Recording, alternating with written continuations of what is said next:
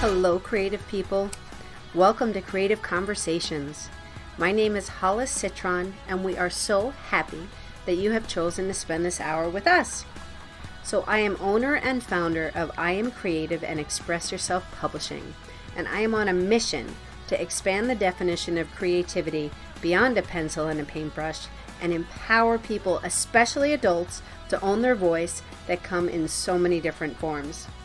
So this space was created to talk with people with all different jobs, hobbies, and interests, and have conversations about experiences and perspectives, all centered around three questions. 1, how do you define creativity? 2, how do you incorporate it into your life? And 3, why do you think it's important? Then we have a free-flowing conversation, and we see where it goes. So I have had the opportunity to talk to musicians, Reiki masters, mediums, doctor, lawyer, real estate agents, and so many more. And these conversations explore the reality that creativity is not cute, it is necessary. People have defined creativity as their soul's essence, courage, imagination, basically all that we are and want to be. So sharing these stories expands one's thinking and opens up self-expression to feel more empowered, connected, and dare I say, happy. My inspiring guest for today is Atousa. Atousa is a certified heart-centered transformational healer, a shaman, a spiritual teacher, digital artist, poet, and motivational speaker. Atousa has extensive experience in and passion for helping individuals to discover and tap into their true self in order to unlock their potential to experience their desired life in terms of abundance, relationship, and personal well-being. Atousa, welcome to the space. Hello, good afternoon. Thank you. I'm happy to be here. So happy that you're here. So after reading that, could you please give us a little bit more of a background about who you are, wherever you want to start from in that journey? Sure. The different titles that I've put on there, but basically what I do and how I help my clients is through different modalities, some that I actually been certified and some that majority of it that I've picked up along the way in my own journey of healing and that I use for my clients. And some of it includes the energy healing, shadow work. Some of it is inner child, but it's not really the inner child work that people are used to. I still haven't come up with a name for it. It's one of my own methods. And the goal is I want to see my clients happy. I want them to love themselves and to just feel the love around them, and that they are always surrounded by love. And also for them to see that life is easier than what we've made it out to be. And we've made it so hard because everybody's trying to follow some kind of a rule book, guidebook that it wasn't theirs to begin with, so they can't really follow it. And I try to get them to follow their own guiding system, their own intuition.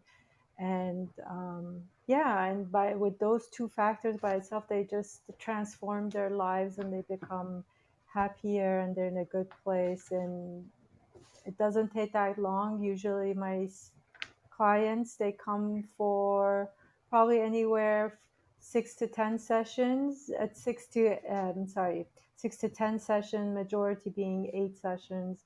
And I graduate them, meaning that they've reached the goals that not only they set out for themselves, but I set for them.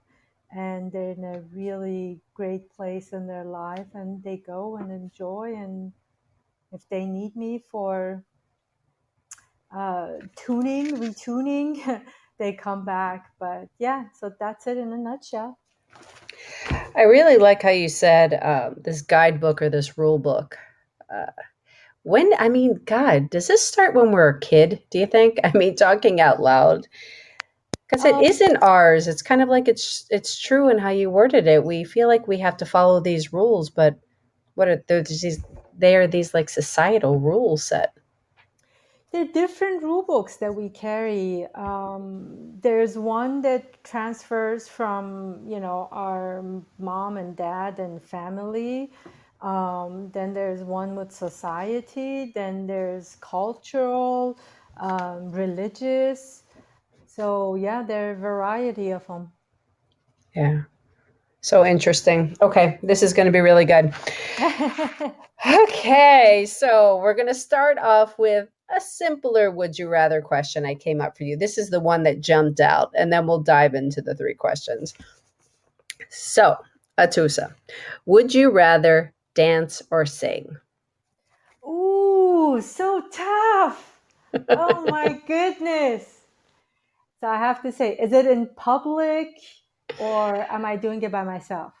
Good question. Come up with it however you want, and you can feel free to make up your own answer. It doesn't have to All be a right. black and white thing. So if I am by my, actually, you know what? I'll take that back. I think in both scenarios, dancing would have to be the top. After dancing would be singing. Mhm. Was it always that way, or is that something you kind of grew into?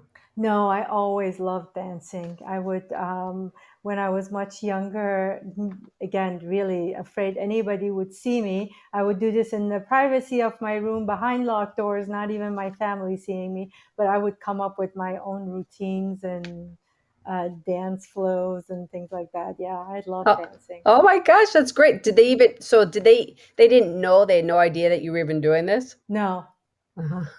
no, I would not dare share with anybody. Are you kidding me? The rejection, worse than the rejection, they might want to tell me how to do it and what to change. And yeah, no, Do they know now, like that you no, even did that as a kid? no. If they're listening to this now, they just found out. Listeners revealed here on Creative Conversations. Atousa used to make dance routines in her bedroom.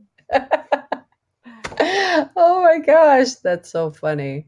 It's really interesting, the whole thing about movement. It's funny because I just took this incredible 3 day workshop with Grace Ikala is her name, and she Mhm. does like African dance and body nourishment and just all this stuff. But so many things I took away, but I literally just ended it before I got onto this podcast today.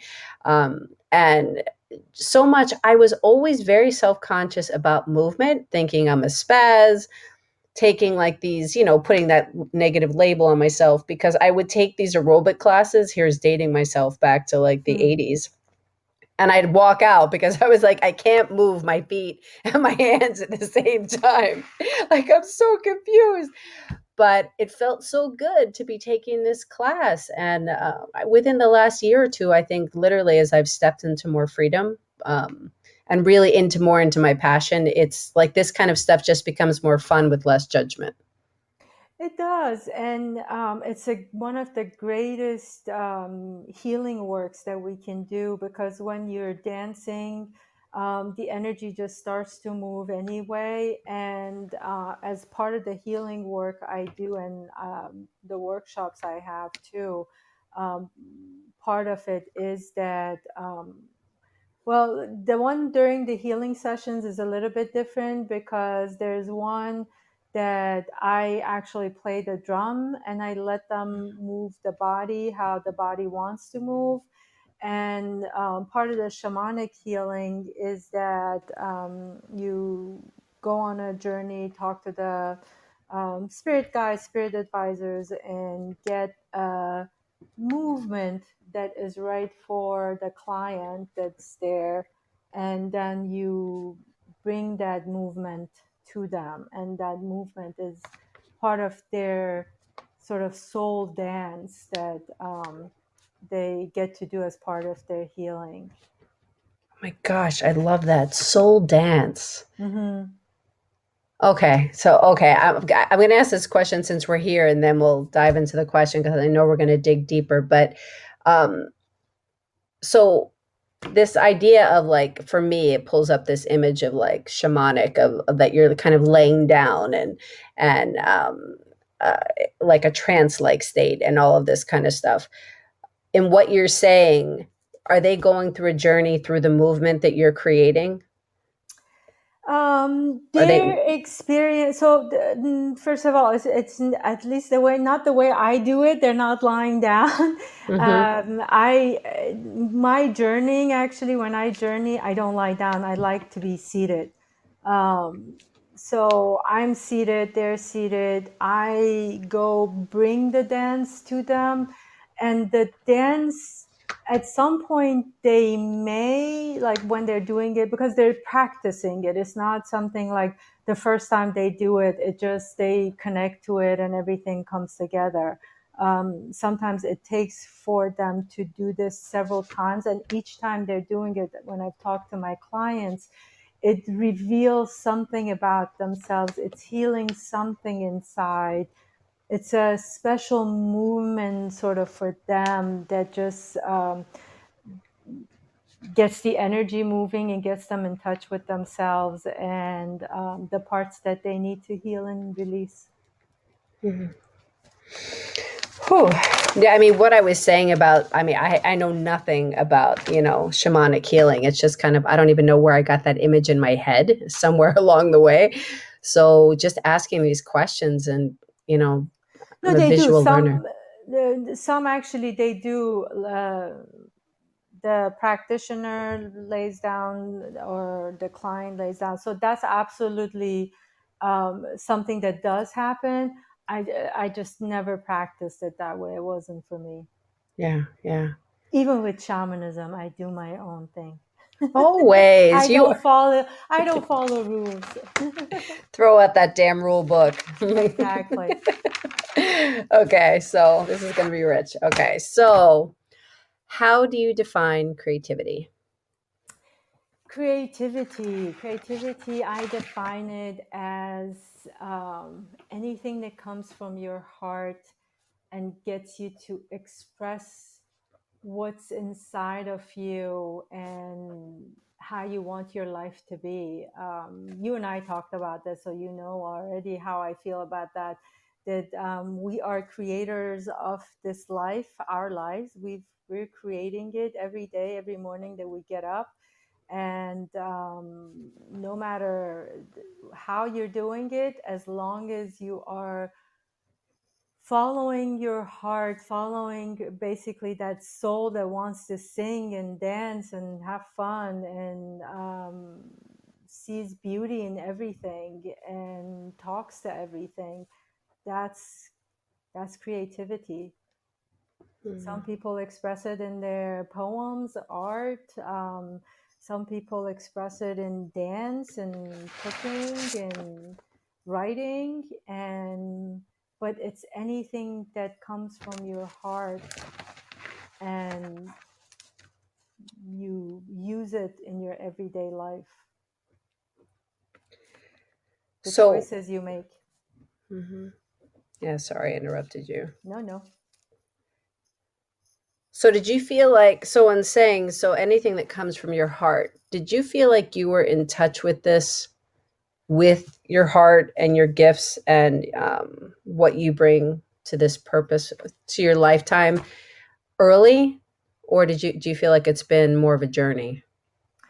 I had it, then I would say at a very, very, very young age, and I lost it. Not lost it, it sounds funny to say lose it, but I stepped away from it. And the purpose of that staying away from it was the journey that I made in order to gain all this experience and all these basically techniques and knowings that I use to help my clients get there. So I needed this journey, I needed this experience to get here.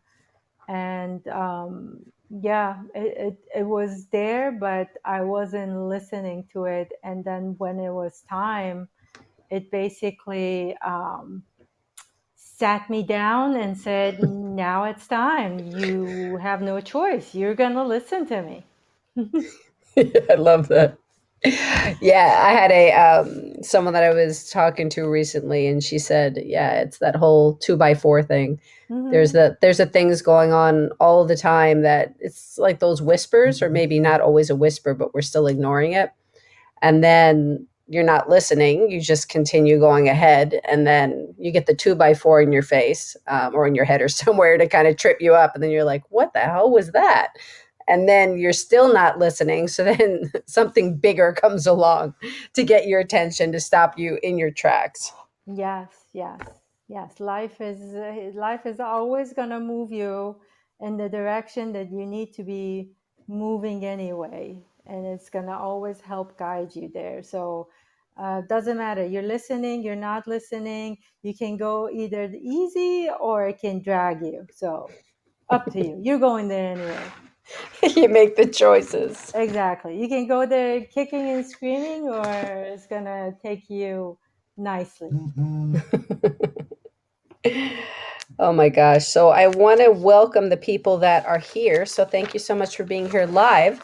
Any questions or comments, please feel free to put them in the chat box and we will be able to see them and respond. So thank you. So I'm going to say this word and I just kind of want to put it out there and see what resonates with you. The word magic. Ooh, my favorite word. I knew that would light you up. So, Oh my God, that is my favorite word, magic. why? Just so beautiful. That's everything inside. It's what we came to experience, I feel. And people, when you say magic, they're looking for something big happening in their lives, that it's magical.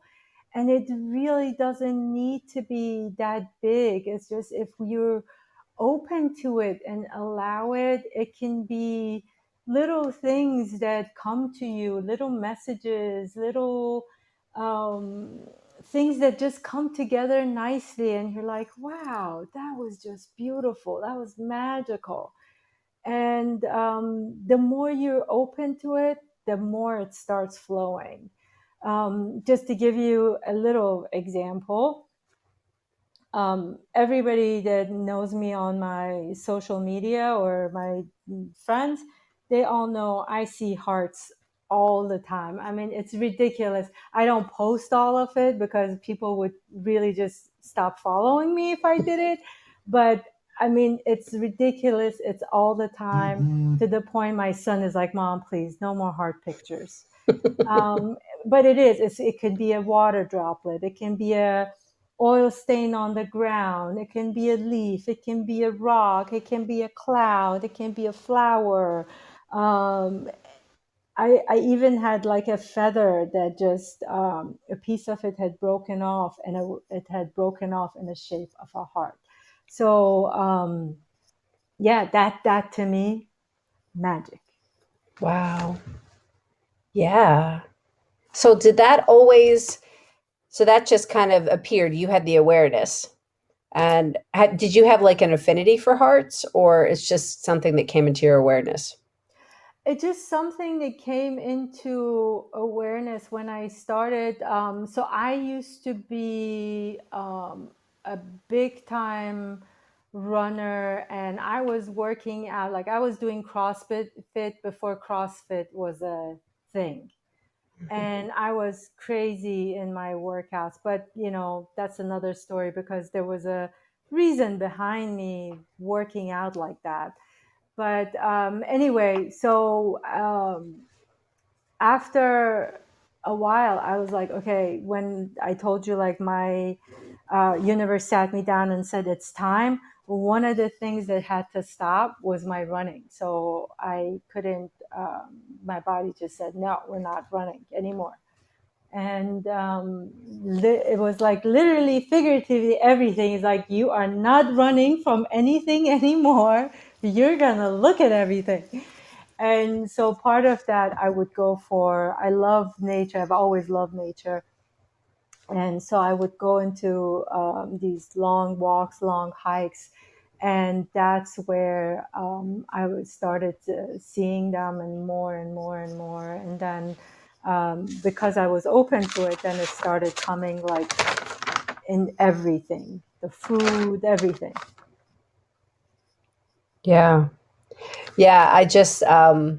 I'm kind of, I'm thinking back to where you said that you did to an extreme with the exercising and the running. And I just think it's a very good thing to point out that there's reasons when we're doing things to these extreme measures. Mm-hmm. It's just interesting to learn why the why behind it. Yeah, I can go into it. It was gonna be in the chat in my chapter. Oh, yes, yes, yes. Go, go. So just to tell people, I'm so excited that Atousa is one of my contributing authors in my multi-author book, Creativity is Whatever You Want It to Be. And when she said yes to be in it, I was like, yes. Oh no, I'm excited about that. So the reason behind my working out and my running was partly it numbed me, so I wouldn't have to um listen and feel anything that was happening inside of me. It made me feel power in a way, because that I didn't feel powerful in any part of my life. um, so working out like that and being strong and being able to do all the stuff I was doing made me feel powerful, because I was powerless everywhere else.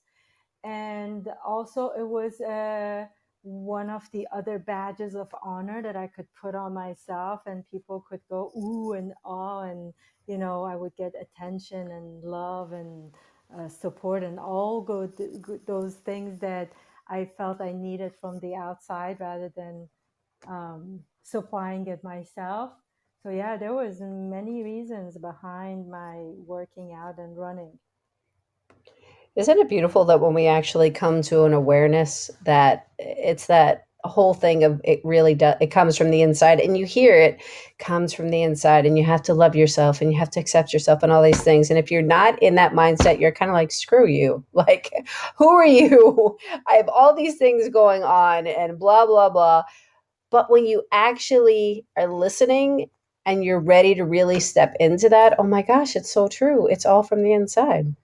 Everything you need from inside. And then that what you're feeling inside for yourself, it becomes a mirror and reflection for others. But also, as you're reflecting that into the world, you get more of it back from all around you, Mm.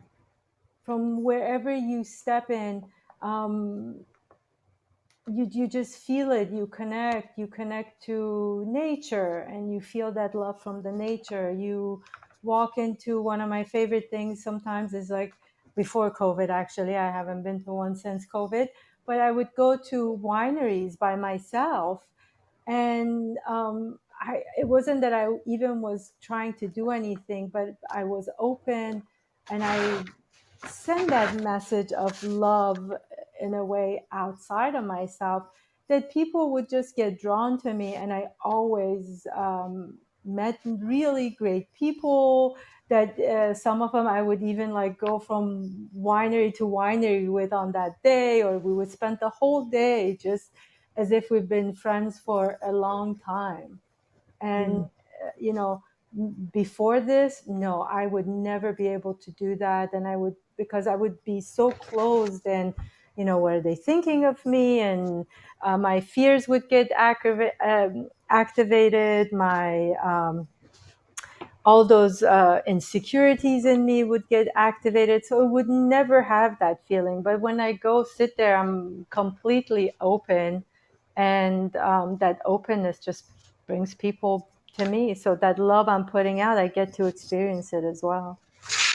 Yeah, I love that the way that you worded it. It's basically a mirror and a reflection, and it comes back, and it's truly wanting. It's truly coming from a space of a positive space of pure intention. Mm-hmm. Yes, definitely, definitely. Everybody in your life is a mirror for you. And Rumi has a, I know one of his poems says this, but he probably has more that say the same thing.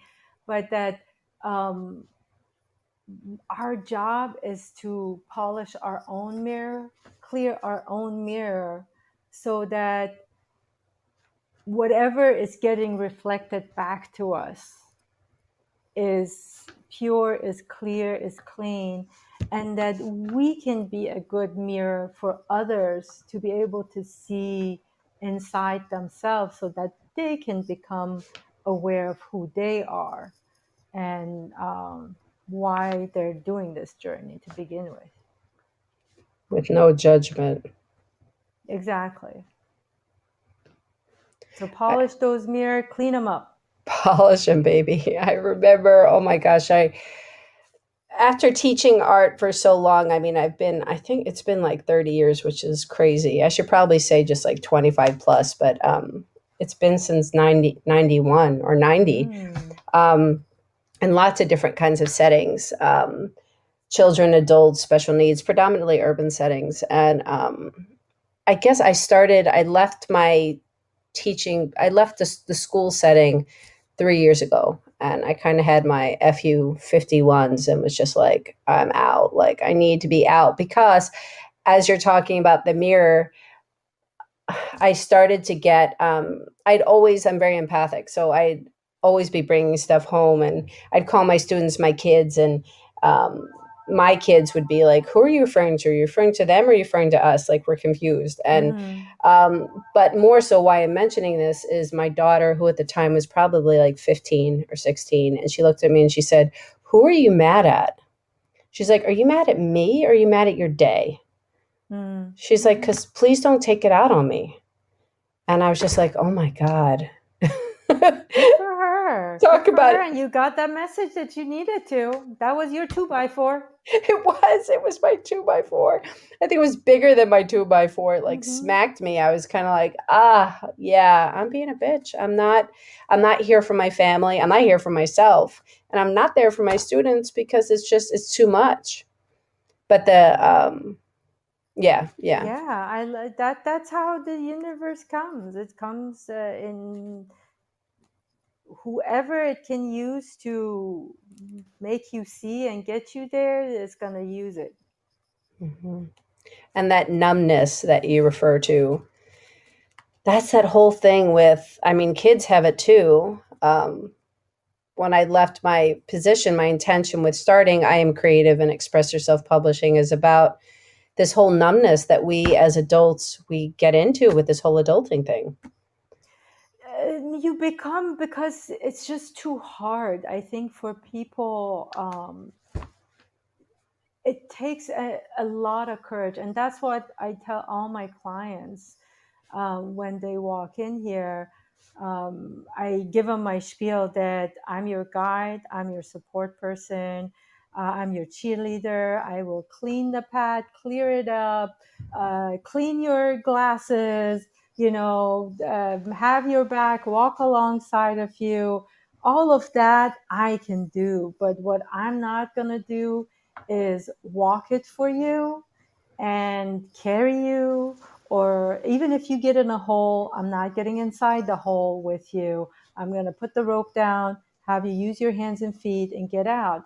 And the reason for that is that it takes a lot of courage, and it takes a lot of willingness from the person in order to be able to see all those stuff that we've labeled as ugly, as shitty, or as whatever it is that we don't want to look at and we don't want anybody else to see. So it takes a lot of courage and patience and commitment to be able to do that. And I always say kudos to you guys, and I'm proud of every single, not just my clients, anybody that's doing it, kudos to you, proud of you. I like how you just said that even if you fall into a hole, I'm not getting into the hole with you. Yeah, no, because if I get in the hole, we're both in trouble. No, I'm staying out. I'm going to guide you, and you're going to come out of it, and I'll be patient enough and stand there as long as you need me to, but I'm not getting in there because especially people get used to being a certain way and doing things, and it's challenging trying to break these habits that we've developed. And also some of them we try to hold on to because again, excuse my language, the shit is better than shit you don't know. I know what I have, and I don't know what you're going to give me. I'm used to this. You might give me something I don't like. Worse, you might give me something I like and then take it away. So yeah, no, I can't bear that. So I'll just stay here in my corner and in my shit and be happy with it, and you just go do your own thing. So that's the reason it's hard. So anybody that's doing the work, kudos to you. Be proud of yourself. Give yourself a pat on the back. Good job. Yeah, definitely. I'm like sitting here shaking my head like, because I think that's a really good point to underline too, is that people, they get comfortable with the habits, whether if they don't like it, but there's fear in thinking, okay, so what if I get that thing I've been wanting or I've been working towards, I get to my goal, it could be taken away and then I could just feel icky again. So why have to feel the excitement when it could be taken away? Exactly. Especially if you're used to feeling bad, you don't want to feel happy and that happiness goes away. It's like, yeah, I'm already feeling bad. I'm used to this feeling. I get up, I deal with it every day. I found ways to numb myself to it. So I'm pretty good. But now, if you get me excited and happy and then take it away, ooh, no. I can't deal with that one. Yeah. And I can tell you, and I know you can too, with working through it and having the courage and moving through and the paradigms and working on yourself. Oh my gosh. It's amazing. It's beautiful. It's beautiful. It's It's so freeing. amazing. It is. I love a couple of my clients, actually. I love that they put there in their testimonials because they said, we came to Atousa thinking, she's going to do some energy healing. We're going to lie on the table and it's going to be super chill. We didn't know we had to do work. And they all say, as challenging as it was, we would gladly do it over again. Mm-hmm. It's in what I call this podcast today, unlocking potential to experience your desired life. Mm-hmm. It's a journey. It is. And once you get there, you never want to turn back. You never want to nope. I'm glad I did it. Everything, every cut, every bruise, it was well worth it. Mm-hmm. Yeah. I will gladly do it again if it's going to get me here. Agreed. Okay, so let's move on and explore a little bit more about you and how you actually incorporate creativity into your own life.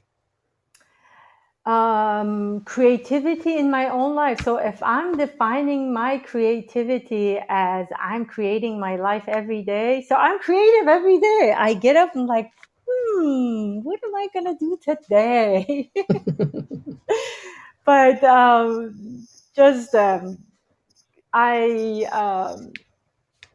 do, it's not singing. So I do this, again, sounds that come from the soul.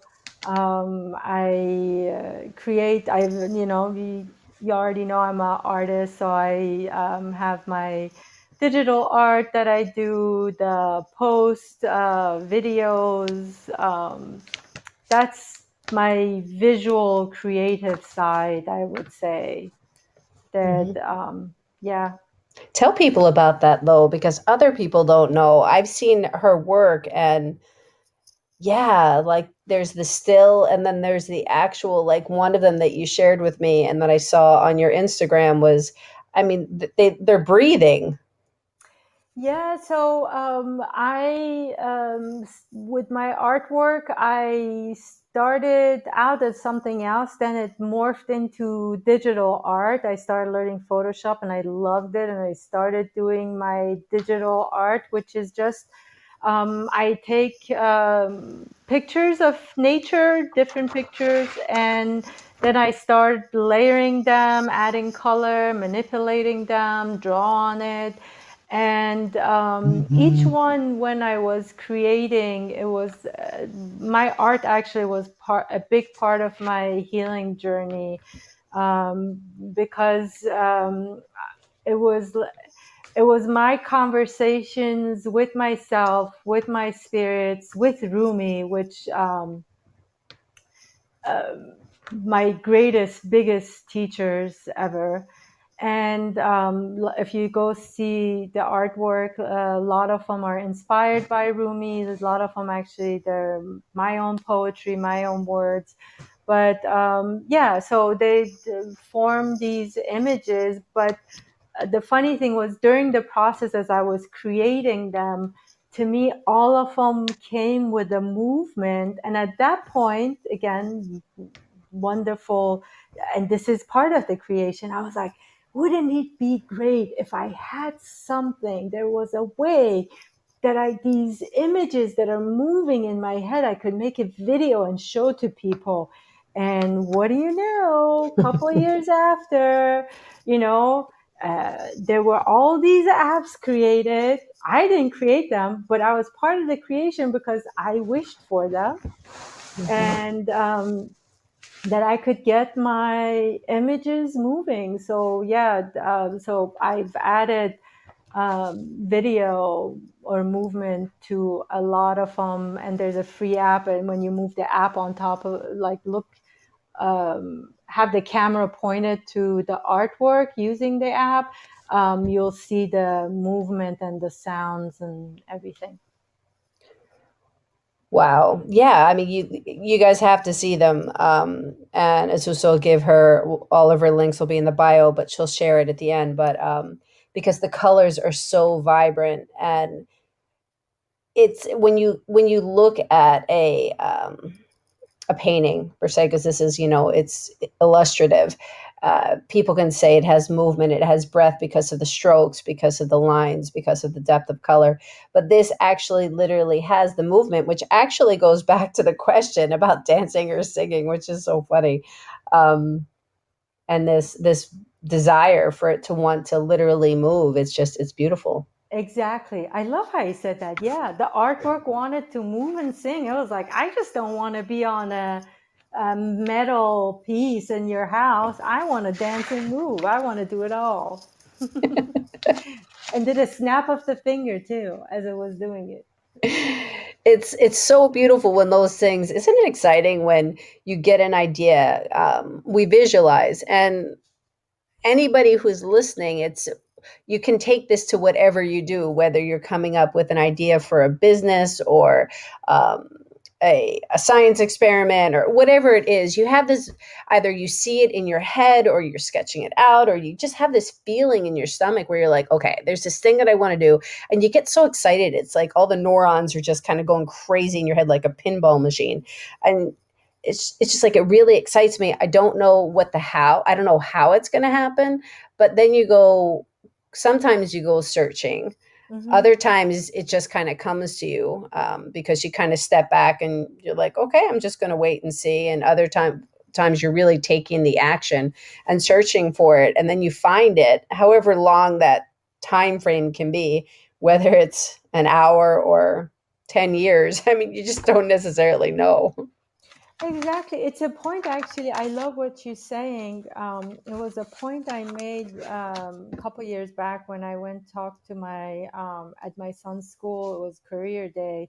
And I made a point to go because the kids at that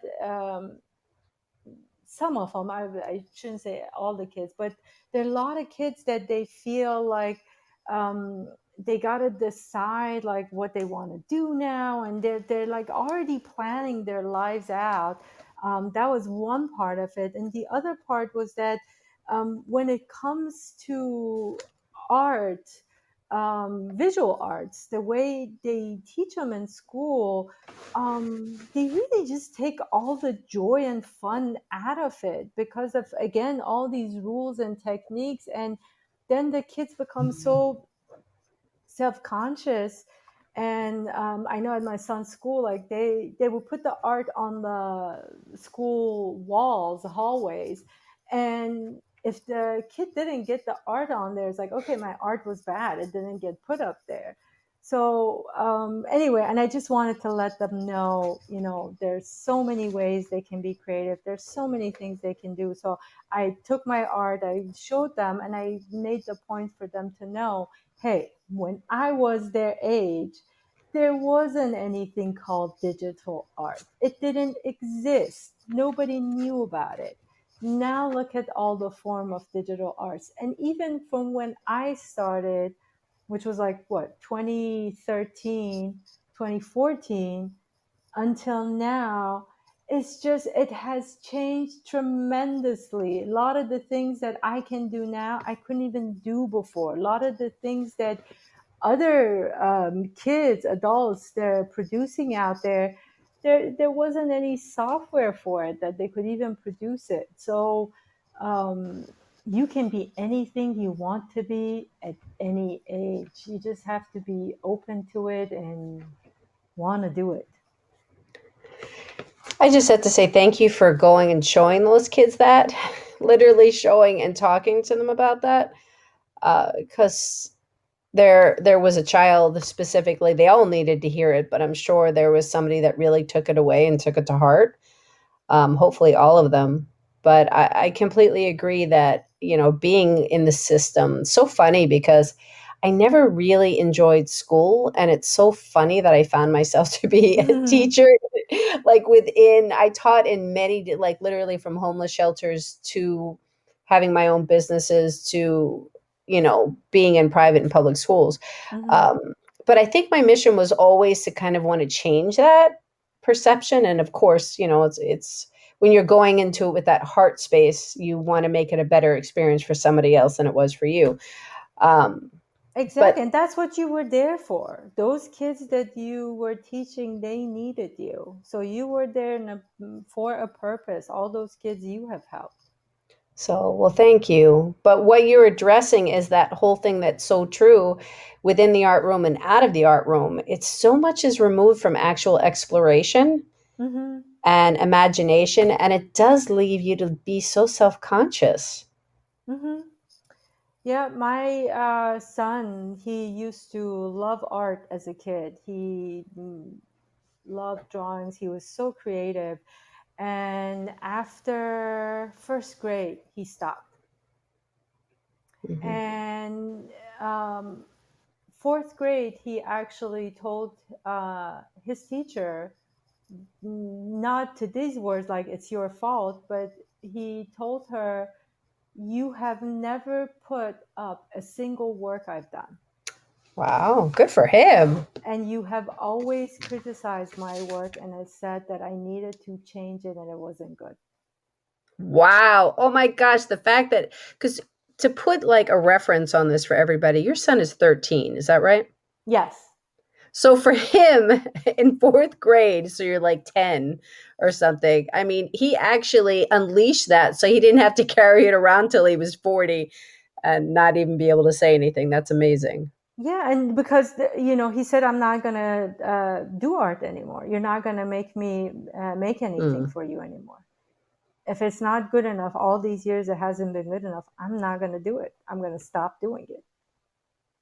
And what was their response? Oh, it was funny. They called me. I'm like, yeah, he's right. What are you going to do about it? Were they calling to be like, your son just was really rude to me? I don't know what they expected because I think they knew me better by then. But I said, yeah, he's right. What are you going to do? And the teacher at that point is like, oh, I didn't realize. And then she started like trying to put his artwork up. And I said, so Ilya, how did it feel? She put your artwork. He said, too little, too late. Oh my gosh. I was like, you're right about that.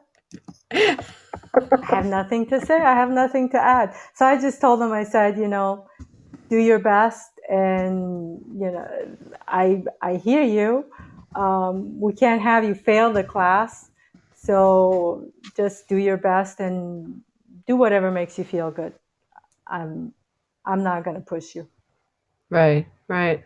Oh my gosh, that is so beautiful. And he is so lucky to have you as a mom, because obviously with all of your, I mean, he's internalized everything that you do, and can stand up for himself. We want our children Mm-hmm. to be able, sometimes it can be abrasive in certain ways. I've had my kids react and say certain things where I was like, but then I'm like, you know what? They're advocating for themselves and they're exactly right.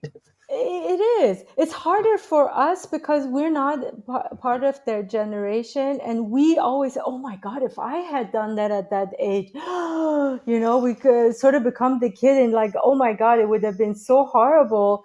But these kids, they're first of all, they're much more powerful.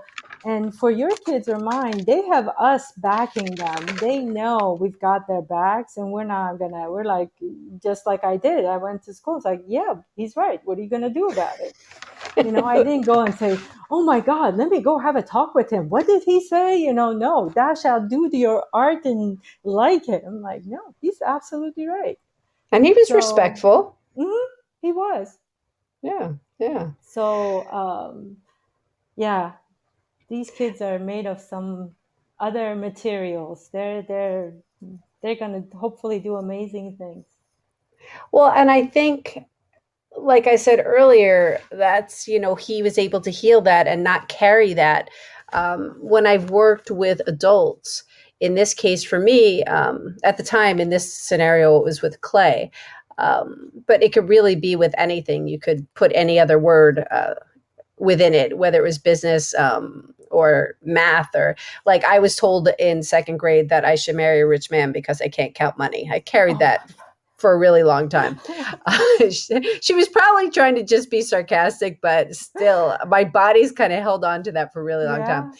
But whenever I do a workshop with adults, and this specific one with clay, I said, how many people have been told that, they're not good at something, and or had something happen that really has stuck with them in the visual arts or whatever. And this guy, who was probably in his 40s, raised his hand, and he was referring back to middle school, and he was speaking with such anger against his teacher. He's like, I worked with clay, and every one of my pieces blew up, and it was only my pieces.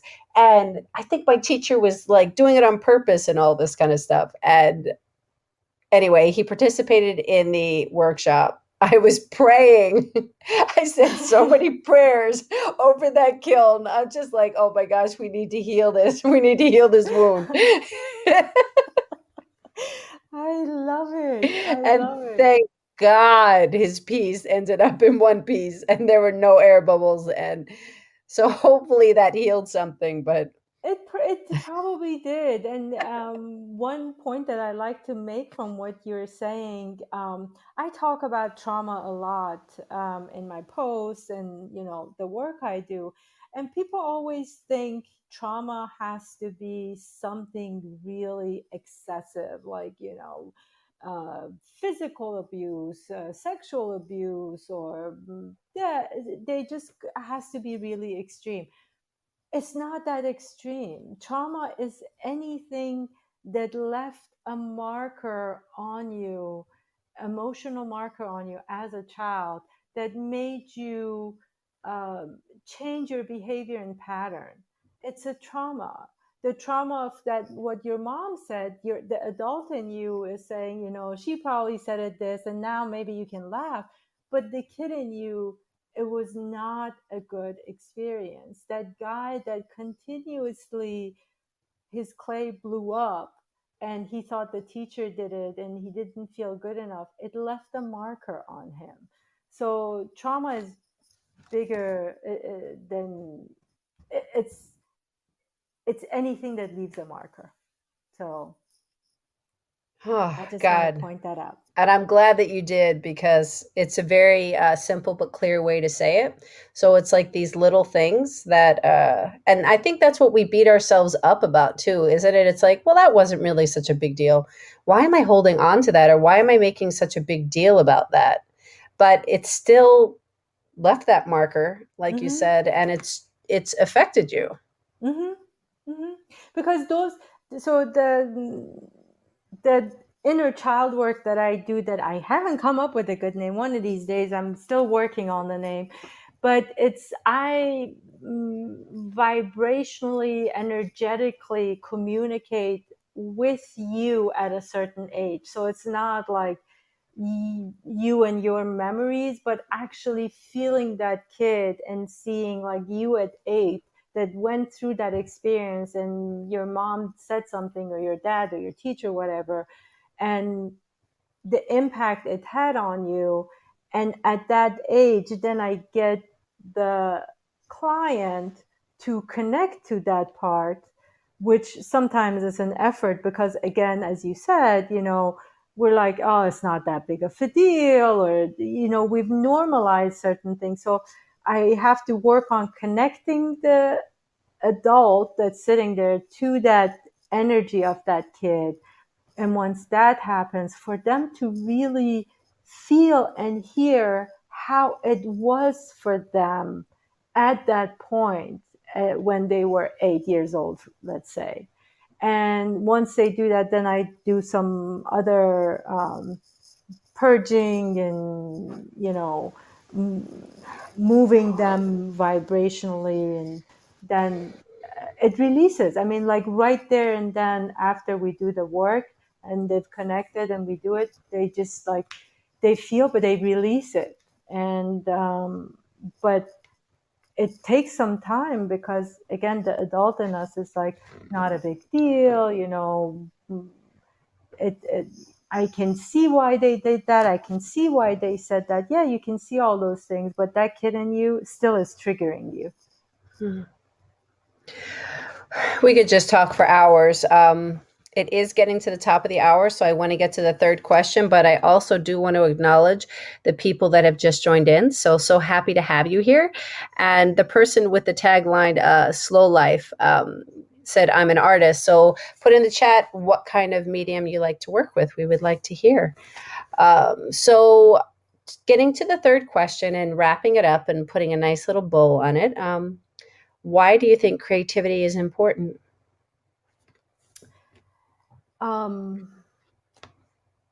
Because it's a way for your heart to speak.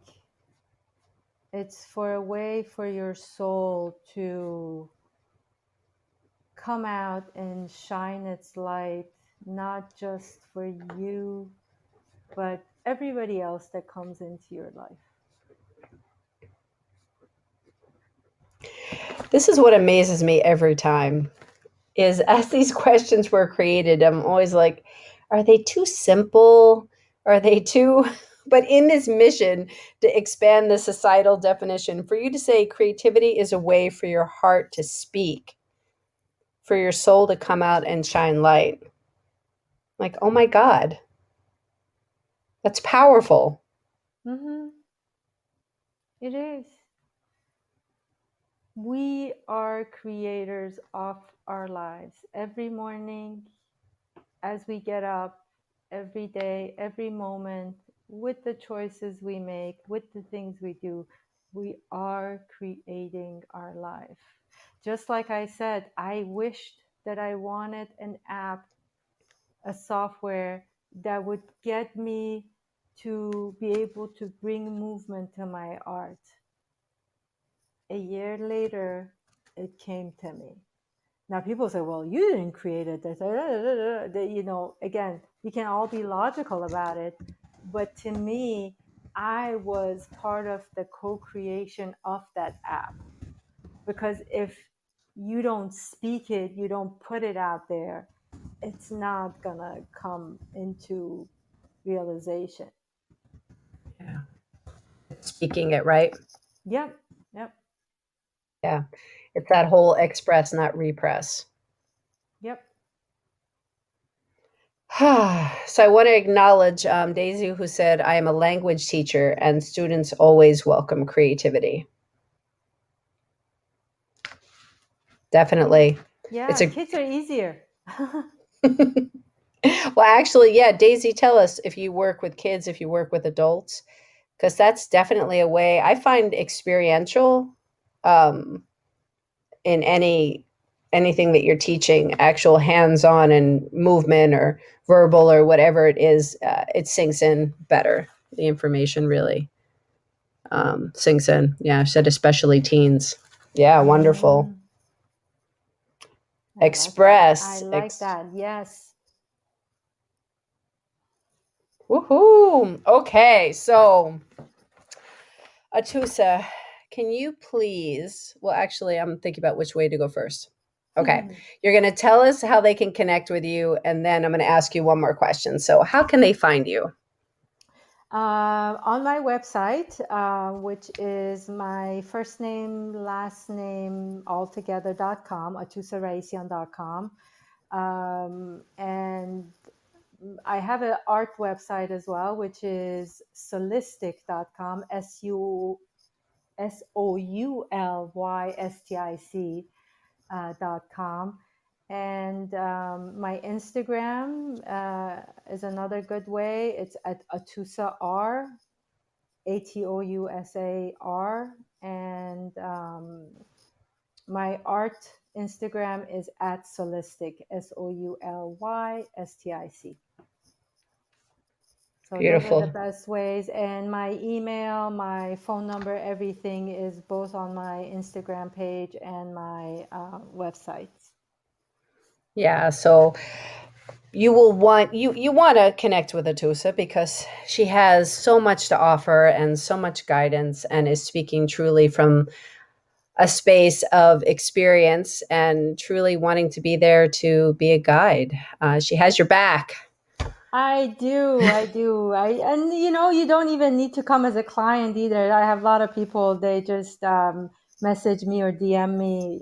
Sometimes it takes me a bit to respond, but yeah, happy to have you pop up whatever you want to talk about.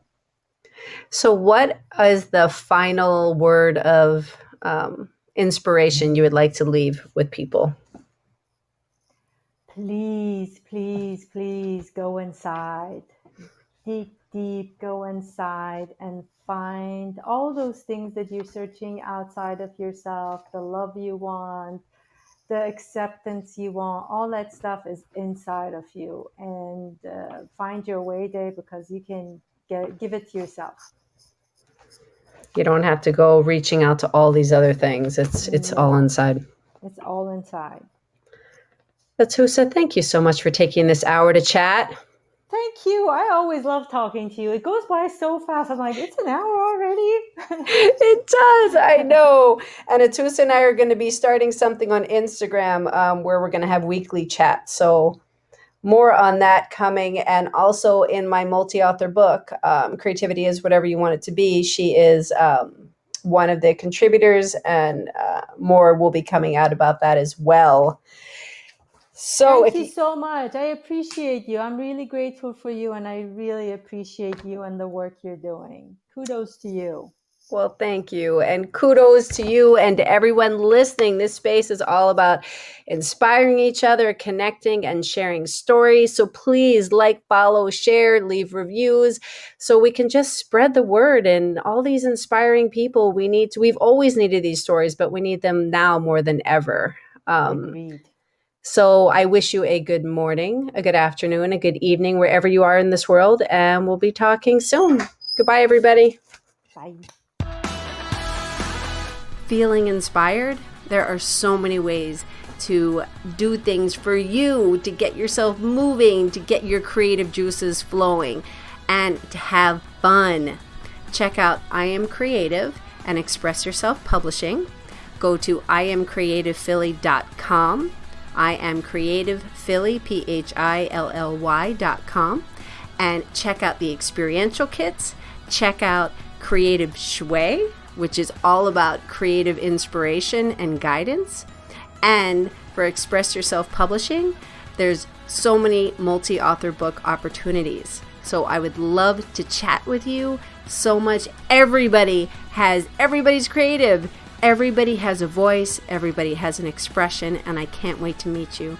Thank you so much for taking this hour to listen to our stories and share the energy. And I wish you a wonderful morning, afternoon, evening, wherever you are in this world.